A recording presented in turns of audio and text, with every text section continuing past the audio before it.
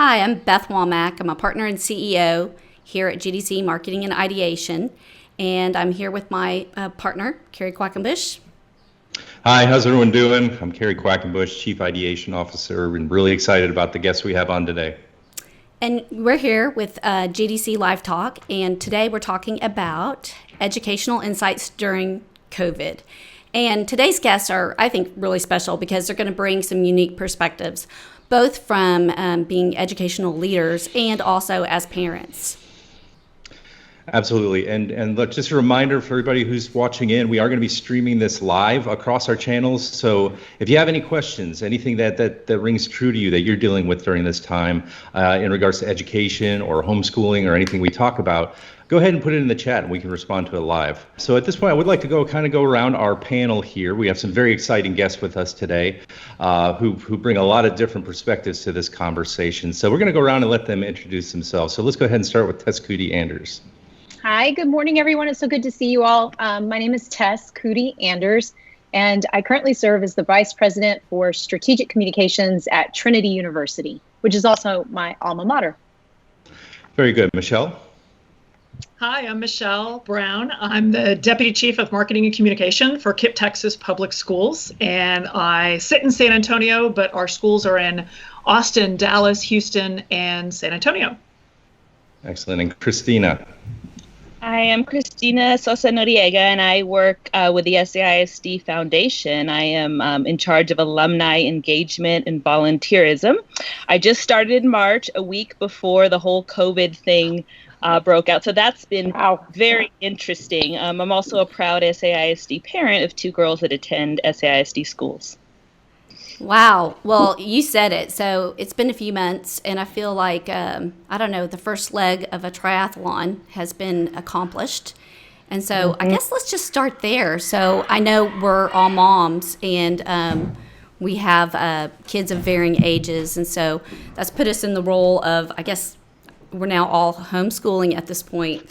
So I have a freshman in college and a freshman in high school, and I'll be the first one to admit that I'm now a feral homeschooler.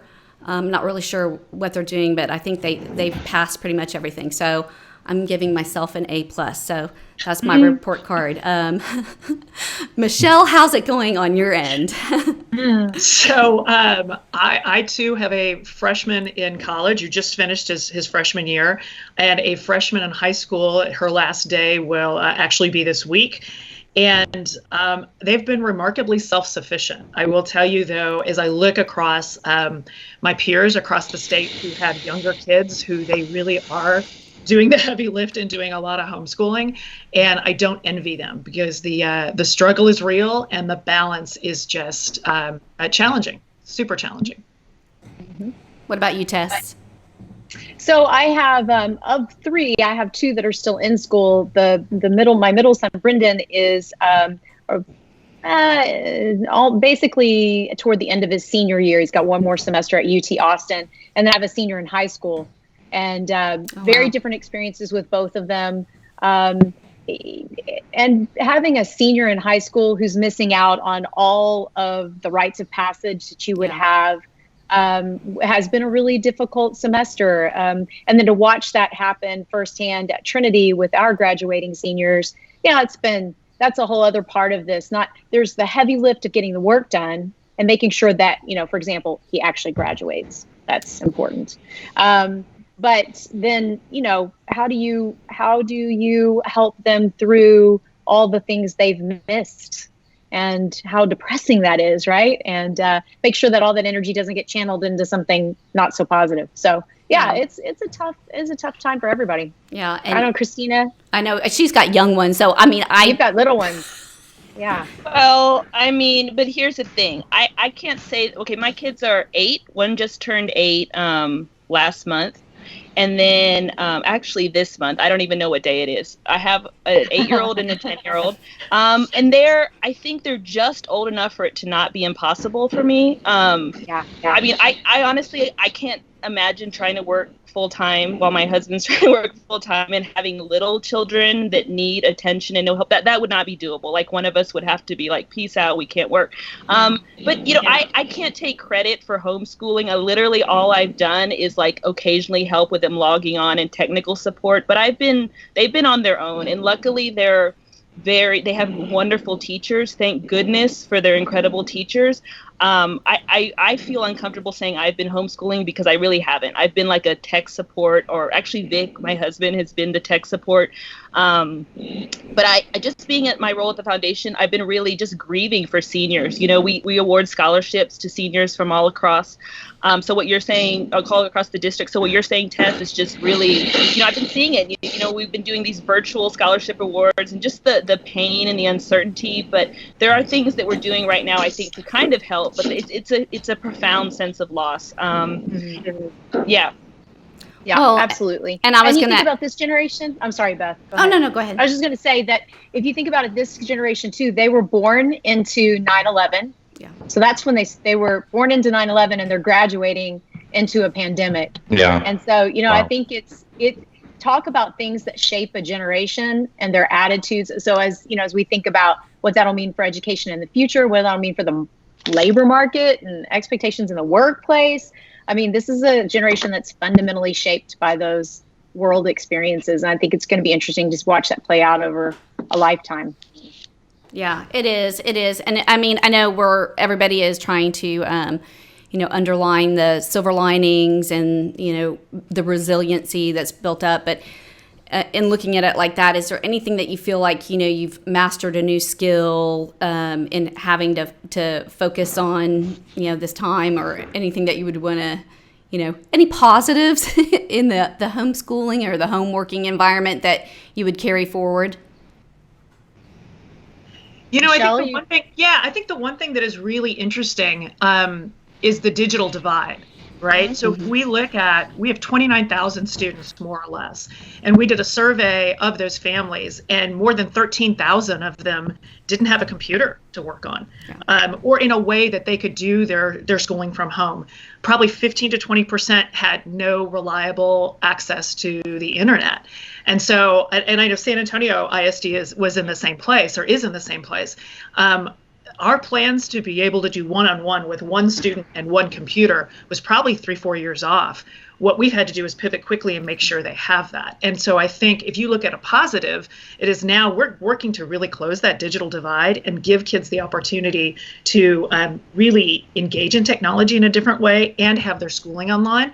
For some kids, that's awesome and it's perfect and it's what they need. And for some, they're just really, really struggling to get back into the classroom, and they miss their friends, they miss their teachers, the teachers miss them. So, I mean, I think closing that gap a bit is certainly a step in the right direction. And I think it would also be interesting to see what school looks like in the fall and what we've learned from that, and where are the efficiencies that we start to leverage as a result of, you know, kind of being cannonballed into this situation. Yeah. That's exactly what I was going to say. The digital, you know, accelerating the same thing. There was a 3-year plan for SAISD to have one-to-one technology. That got condensed to 2 weeks, right? So they ordered 30,000 additional Chromebooks borrowed from future bond dollars. But that doesn't pay for the connectivity, right? The connectivity is key. It doesn't matter if you have a laptop if you can't, you know, see your teachers and connect. So the foundation where I work, quickly we pivoted, and all of our fundraising was, okay, we need to make sure that we secure 12 months of connectivity for all the students that need it. And that was a $1 million total goal. We are about at 800,000 thanks to, you know, generous corporate donors and individuals. But, you know, it does make you think that, but there's still this, you know, everyone talks about the digital divide, but they didn't really care and see real urgency until, oh no, we're not going to be able to reach these kids. And I think now everyone's woke up, and now we realize, how are we going to make sure that connectivity is a free resource? If we really care about equity and education, we have to make sure that all students have this resource at home and in the summers, not just when they're at school or when they go and sit in the car outside of a library or something like that. It really made it, and I don't want to talk about the negative, but I do think it shows, there are still certain kids that they've not been able to reach in SAISD all across the country. I'm sure there's some at KIPP. How is that? How are those kids going to get affected when they come back, if they come back? And so I worry about that. But there are some positives, like Michele. No. I mean, yeah. I mean, believe me, there's a lot of negative in here. I know. Yeah. Well, I mean, that was even true at a private. I'm sorry, Michele. No, please go ahead. Go ahead. I was just going to say that was even true, at the collegiate level, even at a private liberal arts school like Trinity. A sizable portion of our population, they're first generation, they're underrepresented, and they went home on a dime or never came back because this all happened while they were on spring break. And they didn't have reliable internet. They didn't have the materials that they needed. And so they were perhaps already, maybe as first generation or underrepresented students, coming into a structurally challenging environment in a private liberal arts campus, and now you send them home to do this. So it was absolutely true for us too. I think this is the one thing that's true across the board, is we're not getting the same hall pass in higher education for the quality of the online experience that we had, the remote learning experience in the spring and the fall. There is an expectation in the market that we will have resolved those gaps, and that we will have improved upon the experience in such a way that students are getting as close to the same value of an experience that they had before. And then, that's a totally different challenge than you might be experiencing in a K-12 public school environment. But I think to some degree it's the same, right? Society has this expectation that we will have figured it out by this fall if our students are learning remotely and nobody's getting left behind. And will be interesting to see what we pull off. Mm-hmm. Yeah, and it's great that you started to touch on that, Tess. I mean, that's one of the reasons we brought you guys together. Obviously, you have the perspective of having those kids at those various ages and what they're going through, but you're all very involved in that educational system as well. So you spoke a little bit about the challenges that Trinity is facing and some of those expectations that are there. What are some of the things that you guys are doing to kind of overcome those challenges, and what are you finding along the way from learnings and really things that need to happen across the board? Mm-hmm. Well, at a collegiate level, I mean, our challenges are sociocultural, they're economic, they're technological, but we've had to, like KIPP and SAISD, accelerate our digital transformation by years. What was going to be taking place over years has to take place between now and August, essentially. And it's an incredibly expensive undertaking. And that has implications for all of higher ed that we could talk about.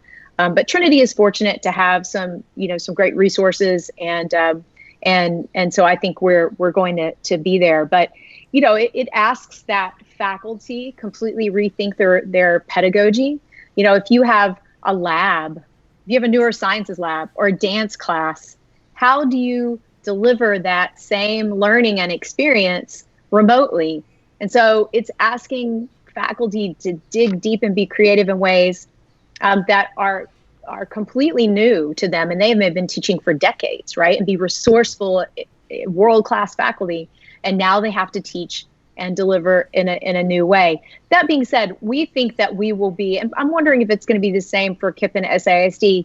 We imagine we'll be in a hybrid environment in the fall where you'll be on campus, but some students will need to be remote, or we may have classes where we can't maintain a safe capacity in the classroom, the 6 feet rule. And so it could be that on Monday, it's your A day and you're taking the class in person, and the B day group is watching it remotely. I mean, it could be those sorts of adjustments that we're making to put safety first. And so how do you blend safety and pedagogy to maximize the student experience? I think that's our big challenge that we're working on right now, as we speak this morning. Yeah.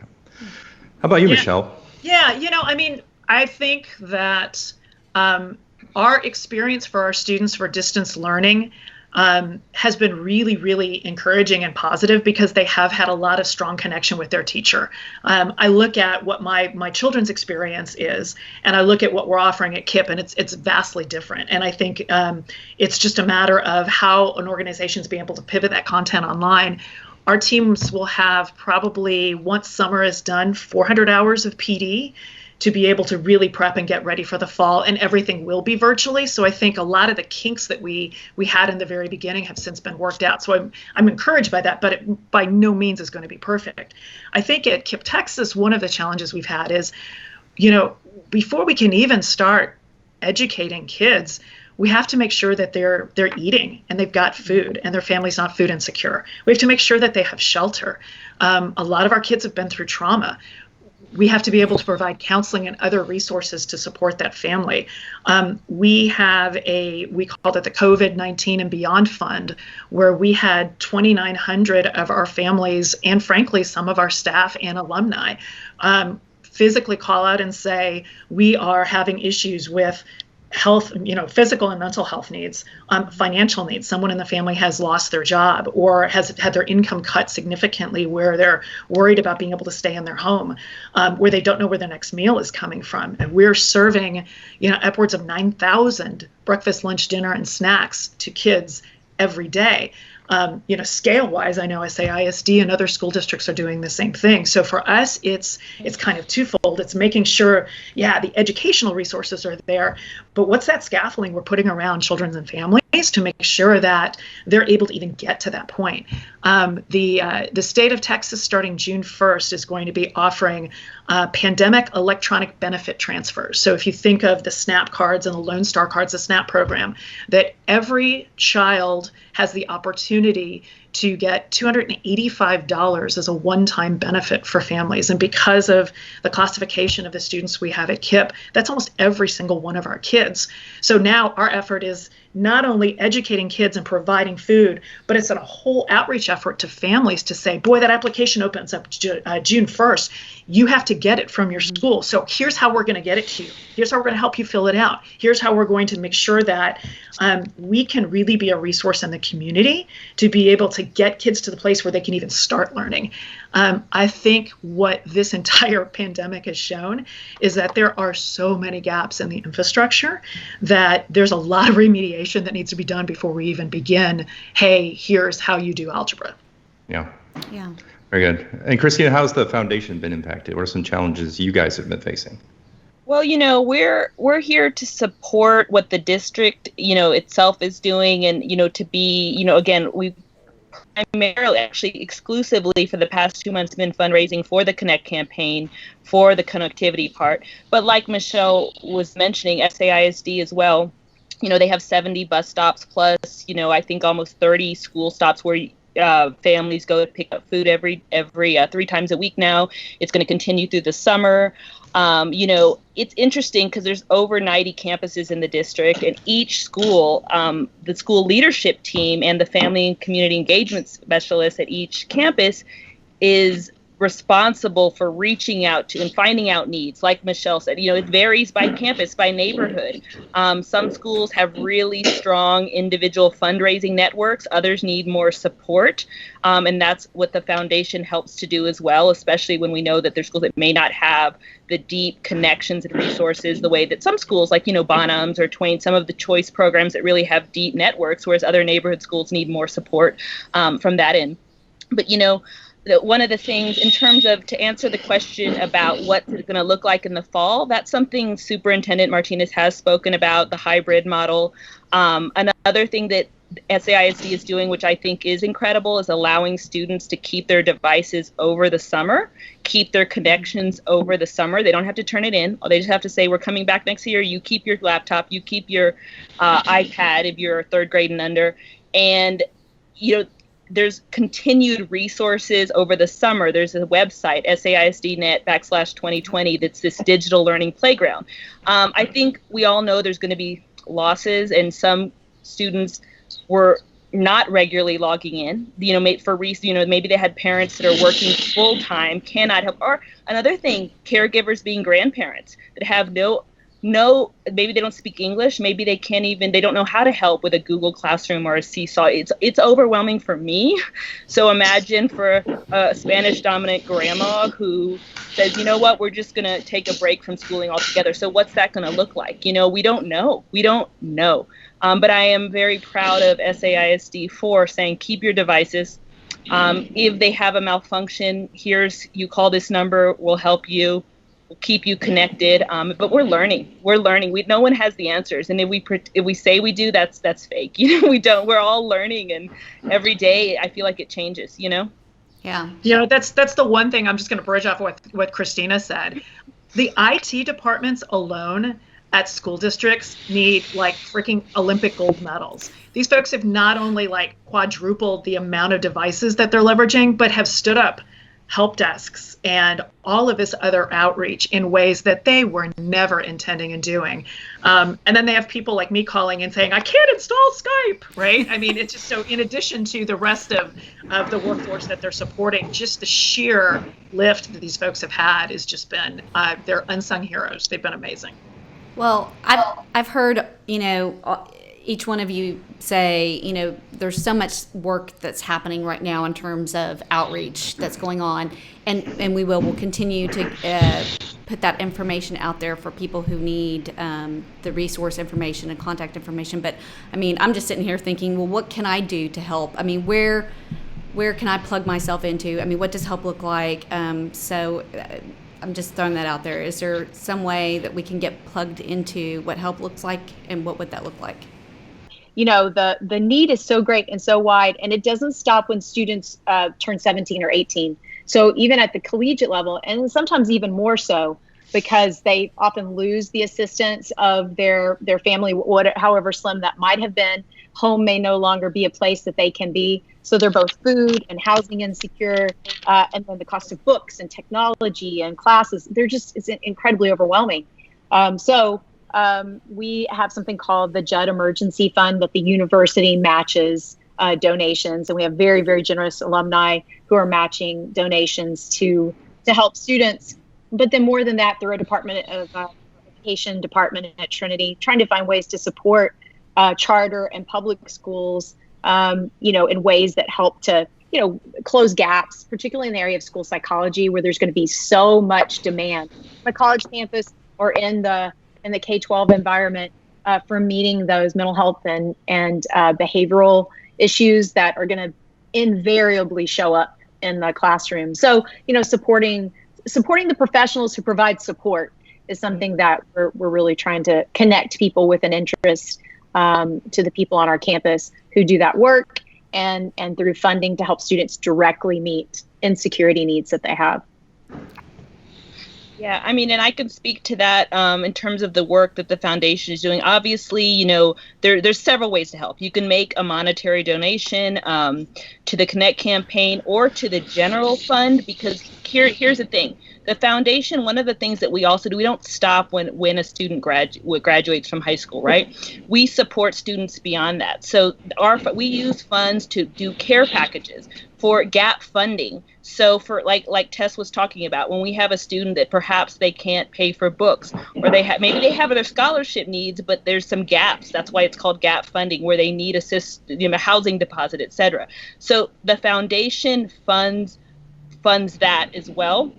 Another thing in my role, which is a very new role, is expanding the volunteer opportunities. We say you can help with time, talents, or treasures. So a lot of that, we have a new website, it's SAISD Nation, which is geared toward alumni that want to give back. But guess what? If you care about, you can be a corporate citizen who just wants to, a small business. You don't have to have a direct link to SAISD to give to students in SAISD or KIPP or Trinity or wherever. But we launched a remote mentorship program where we paired adult professionals with graduating 2020 seniors, because we know they're already going to struggle. But imagine now, are they even going to go to college? What about the financial burden having to help their family? So, maybe you want to be a speaker. Maybe you want to record. You can do it virtually. You record, hey, this is what it's like to be in advertising. This is a career that you can do. Let me tell you about it. And then that can be delivered to students directly by the different high schools, et cetera. You can be a virtual speaker. You can participate in a college chat. And all of those volunteer opportunities that we're really honing in on are on our website, SAISDnation.nationbuilder.com. And I'll provide that exact link. So you can say, hey, maybe I can't give money, but I want to give my time. So there's many opportunities through the foundation to help be part of the solution. Fantastic. That's awesome. KIPPtexas.org. awareness, I think, is huge. So on our site, we have meal distribution locations in Austin, Houston, Dallas, and in San Antonio. We're able to do breakfast, lunch, and dinner and snack in most instances for kids 19 and under. So that's a resource all summer long that you can go. And if you need it, if someone close to you needs it, if you have a neighbor or a friend or what have you, that's a resource. We'll keep our distance learning site up in English and Spanish all summer long and continue to enhance that every week. So that's additional resources from pre-K to 12, differentiated by grade level. And then we too are accepting donations. We have a COVID-19 and Beyond fund that helps students, families, alumni, staff with our everything from mental wellness and health resources. Right now, a lot of that is being case managed so that we can make sure families and our alumni can get what they need. So extra funding for that would be awesome. But awareness is huge. That's great. You know, Cristina brought up something that I think it's, at least from my perspective at the higher education level, is important to note, and that is, will they even go to college at all? So this idea that potentially the pandemic could have a chilling effect on students continuing their education, and what the implications that could be for our community long term, if really qualified, smart kids, you know, just cannot find their way to school because of the economic hardship of a parent, or because the environment now has become so fraught, it's difficult to find your place, right? I think that that'll be a huge tragedy for San Antonio if we don't continue the gains we've made with Alamo Promise and other things to get kids to college of any type. And so I think the other way that people can help is organizations can help, like a Trinity can help. I know that we're working on a special partnership with SAISD right now to ensure that kids have access to a Trinity education. It's also up to not just individual citizens, but corporate citizens to find ways to kind of reinforce the educational fretwork that exists in San Antonio. I think so many people have worked so hard to really build up and solidify that infrastructure, and we cannot let something like this event, this world event, start to fray that, because it is absolutely imperative to the future of San Antonio, our economic future, the health, physical, mental health of our community, that we keep learning, that we keep educating, that people keep growing as lifelong learners.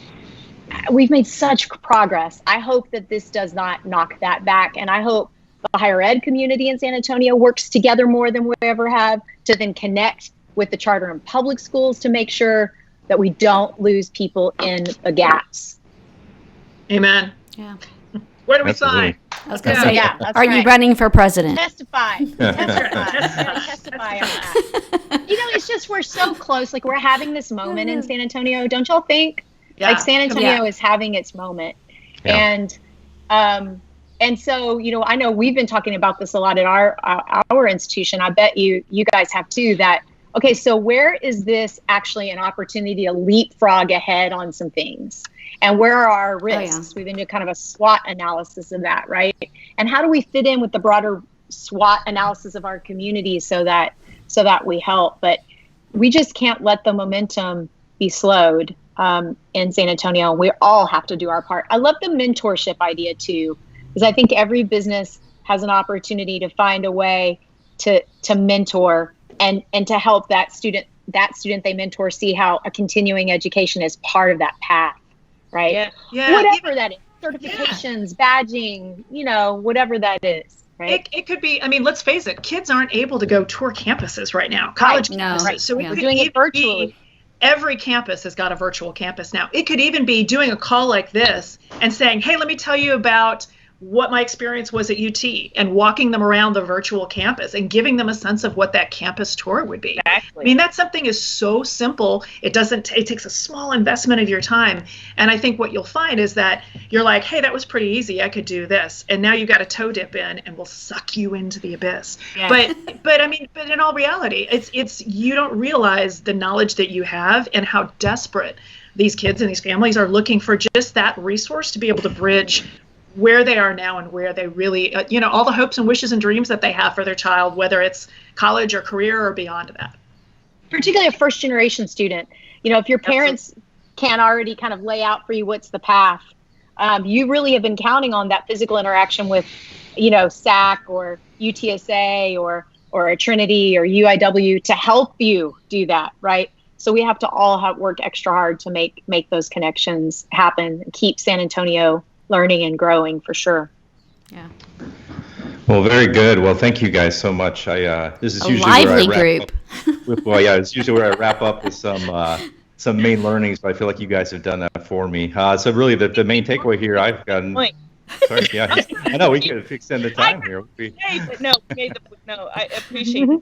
Awesome to hear from you, Tess, and Michele too. And it's just we really are all in this together. And I do think some people are, some are not gonna. If you can't adapt and if you can't be innovative and creative and have a sense of urgency, you're not gonna make it. You have to be that too, right? There are private colleges that are really struggling that are already on a shoestring budget. There was a Freakonomics podcast just on this that I listened to yesterday. I encourage you all to listen to it because it was about how, like, Boston University, State's already way ahead because they started online learning before everybody else. But how's that gonna look?